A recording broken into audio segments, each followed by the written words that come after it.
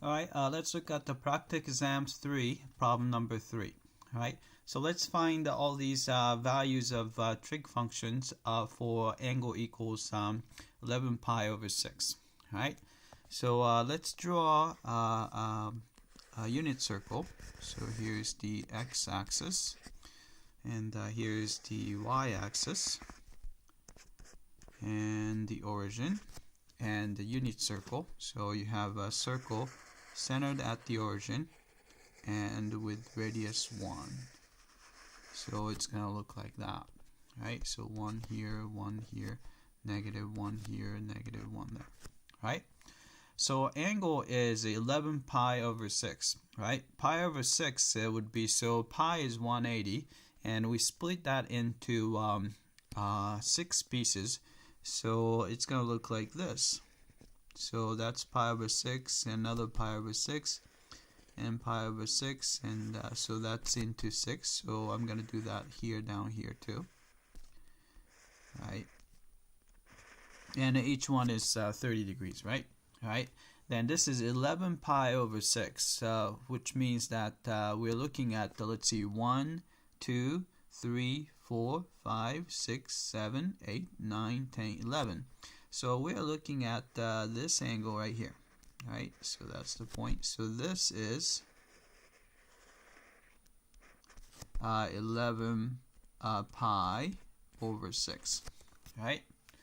Then remember that the point on the unit circle corresponding to that angle, x value is represented by cosine. So this is equal to cosine of that angle, which is 11 pi over 6, and y is represented by sine of 11 pi over 6. Right? So let's visualize this triangle, right triangle. So I'm going to go from here, go straight to the x-axis, and look at this right triangle. Right? So this is 30, 60, and 90 degree triangle, so we know the ratio, right? So the radius is always 1, so hypotenuse is 1, right? So this guy right here is 1/2 of that, and this guy right here is a square root of 3 over 2, right? Then we just have to figure out the x coordinate and the y coordinate here, right? So x coordinate is right here. So it's going to be square root of 3 over 2. And a y coordinate is going to be, so this is 1/2, but be careful, this is actually below the x-axis, so it'll be negative 1/2. Right?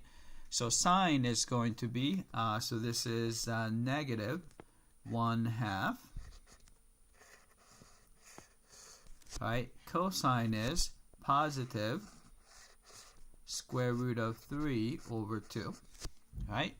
And once you have that, we can get everything else. Tangent, remember that tangent of theta is sine of theta over cosine of theta, and a sine is negative 1/2, and a cosine is positive square root over 2, square root of 3 over 2. So if you simplify that, I'm going to just multiply top and bottom by 2. You get negative 1 over square root of 3, right? So we have that.